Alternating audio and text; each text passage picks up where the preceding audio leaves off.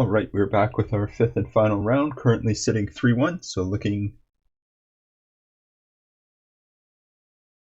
I think has disruption, which is nice, but just between Lantern and Bauble, I don't think that's enough. If one of the lands was something like Ensnaring Bridge, would be much more likely to keep it, but I think it's a mulligan here.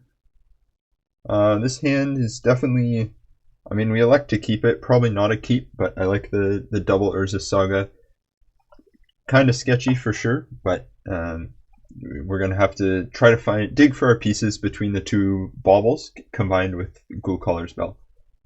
So we are going to just lead on both baubles, and then we'll, at the end of their turn, we'll be using bauble to try to control what we draw. And we see a Tron land here. Obviously Tron is a pretty hard matchup for us. Just the fact that so much of their deck is relevant and they have so many cards that they can hit that it makes it very hard to lock us, and they can also play big threats very quickly, and something like Karn the Great Creator is extremely bad against us. And so they elect to lead on Relic here, as Tron will. They did keep a 7, so it's likely that they have natural Tron here, especially when they're leading on Relic. You know, if they were leading on like Expedition Map or something, they would still have it, but probably a bit slower. And we do keep the Thoughtseize on top. And the reason we don't crack both baubles is that we want to use the bauble the next turn to again do the trick of looking at the top and seeing if we want to keep it or not. Now we Thoughtseize and we see that they have a lot of lands, Oblivion Stone and Wormcoil Engine. So we elect to take the Wormcoil Engine here, as they don't have any way of making colored mana, so they can't cast the Stirrings, and Oblivion Stone, importantly, costs 8 mana to both play and activate as the destroy everything in one turn. So by the time Saga gets to 4, we will be able to get a Pithing Needle on the Oblivion Stone, which is one of the key needle targets in this matchup. Now Tron is a matchup where the Saga tokens can become very relevant, as you know, the Ensnaring Bridge draws don't always work out. So if we're able to either keep them off Tron, which we won't be able to do here, they have Tower and Power Plant in hand, but some games you're able to either keep them off Tron or keep them off payoffs, and then the Tron lands then the Saga tokens are very useful. So again, they're just going to play a second Tron land, and we see a Glimmer Void on top, which we do elect to keep here, as we want the double Saga in order to make as many constructs as possible, which is what we're going to do. We draw a third Saga, which means we are going to be able to keep the pressure on for a while if we're able to keep them off of a payoff. So they run out the Oblivion Stone, which is a good sign. If they drew into a better payoff, they would have likely played it, as we don't really have many permanents on the board, and they don't have anything that they really want to save with a fate counter. So we're just going to keep making constructs and get that needle on Oblivion Stone. We have more Shredders that can get, or more Sagas that can get Shredder, get Lantern down the line. So we'll hopefully, between the pressure of the constructs, and we can keep them off payoffs here. And so they do find a forest, which is going to allow them to Stirrings. Fortunately, they do Stirrings into a Relic, which isn't a huge deal here. If they're spending their mana playing and cracking Relic, I think we're alright with that, as we can definitely put pressure on them quickly here. And you'll notice the reason we want to mill them with Surgical is that Tron is mill them with Shredder is that Tron is a deck where Surgical is a very key card against. So if we can hit a big payoff, even though we didn't have Shredder, or we didn't have Surgical Extraction in our hand at that time, we want to have them milled so that we're able to Surgical something in the future if we draw it. And so we're just going to play our double Saga here, make 6/6s, and they essentially have to find some sort of answer for 3 constructs, and especially with Pithing Needle on Oblivion Stone. They do get to go get a land here, which is Boseiju. But Boseiju, we should have Surgicaled it at no, they weren't tapped out. We kind of have to try to bait when they're going to use Boseiju, because if they use Boseiju on Pithing Needle, they can blow up the O-Stone. Now, you'll see here, even if they do that, we're not totally dead. So if they here go to blow up Pithing Needle and then use O-Stone again, we still make constructs, and because they're at 3, I think we likely have them here anyway. They do miss time slightly where they just allow us to go get a Pithing Needle on the Boseiju. So once this chapter of Urza Saga resolves, you can't respond to the Pithing Needle trigger. I think in this case we win anyway. We know what they have in hand, and it doesn't kill us here. And we would make a 1 token, get another.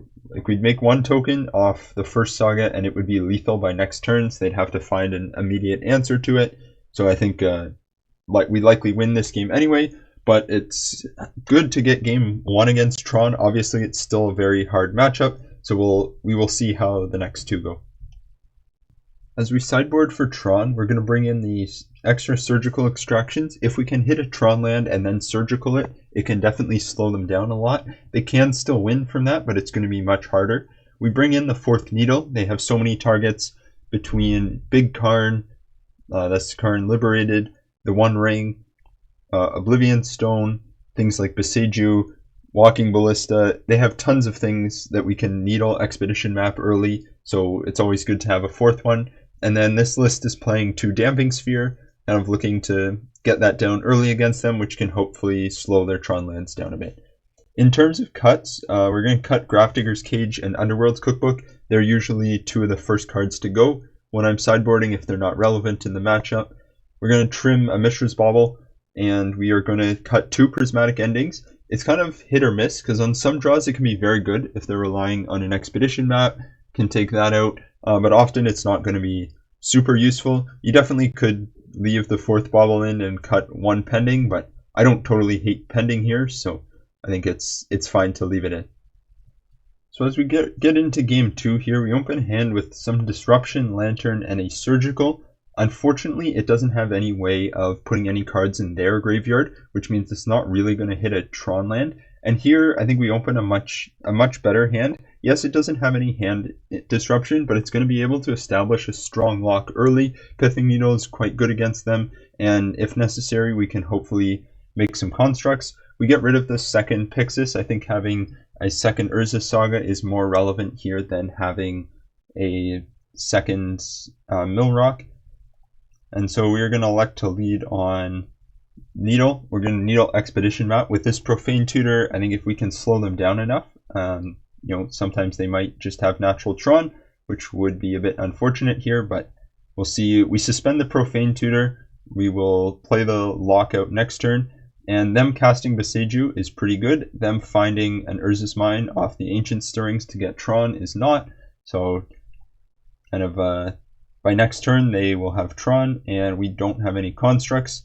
So we do elect to go for the lock here, as I don't think they're going to play something scary next turn, and we do get to draw a Profane Tutor. We'll be coming off Suspend next turn, so that can hopefully find us something depending on what their draw is. And here, sorry, they play the Mine, and they have a One Ring, which is going to get to draw them a lot of cards. We are going to be able to Needle it with find a Needle with Saga, but it's still going to let them kind of take a lot of their library.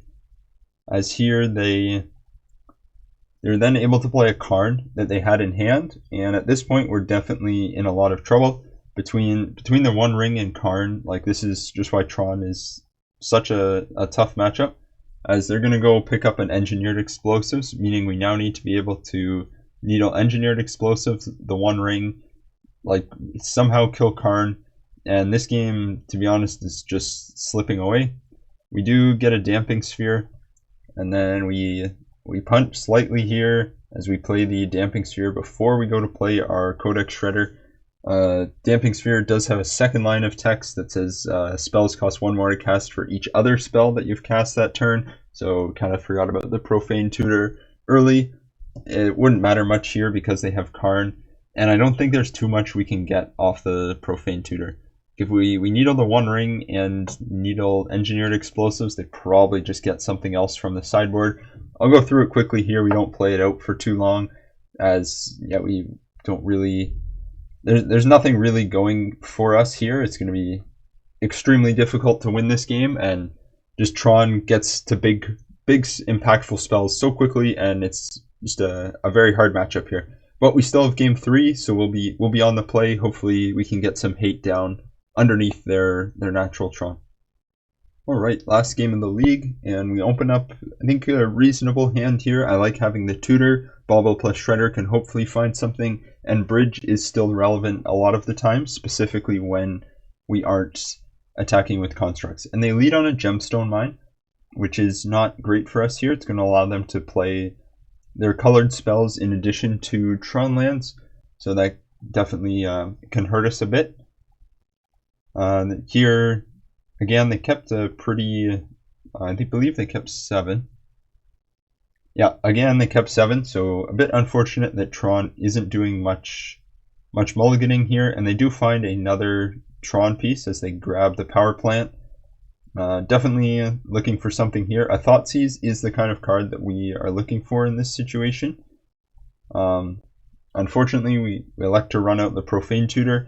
I think it's very hard here. We know they're not on Tron this turn. They're not on Karn this turn, so I still think running out the Profane Tutor is best, as we do want it coming off kind of as soon as possible. And they find an Ulamog, which is going to be a large threat, as taking 2 of our lands is pretty bad, so we are likely going to Thoughtseize it. Drawing a Saga is pretty good here, depending on what we Thoughtseize, and we do see the Ring and Ulamog.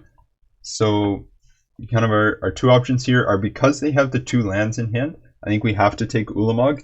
If they didn't have lands, we could maybe hope that they wouldn't draw them, but between the other tower and the mine, we'll get them to 10 in 2 turns. So we don't really have another answer to Ulamog.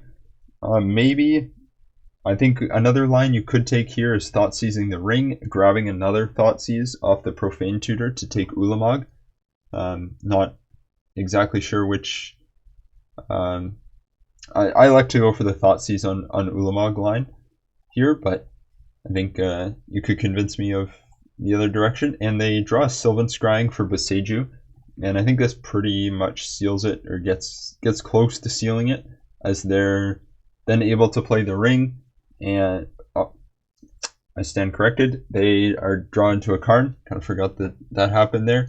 They draw into a Karn and Sylvan Scrying to get Boseiju, and this is basically over from here. Our list doesn't have Assassin's Trophy, and this is definitely one matchup where Assassin's Trophy would be very relevant.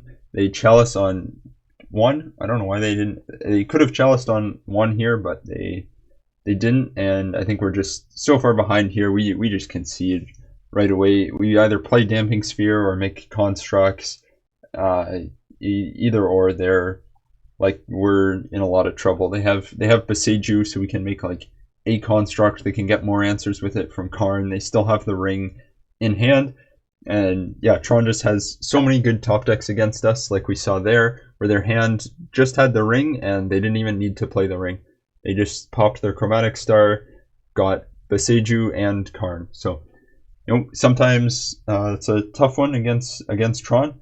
Kind of rough that we went from 3-0 to 3-2, but we'll keep fighting, and hopefully you can get better results next time. So, and hopefully you've enjoyed the content this week. Kind of been working on that sideboarding transition a bit. Hopefully you guys are enjoying that, and look forward to continuing to do this.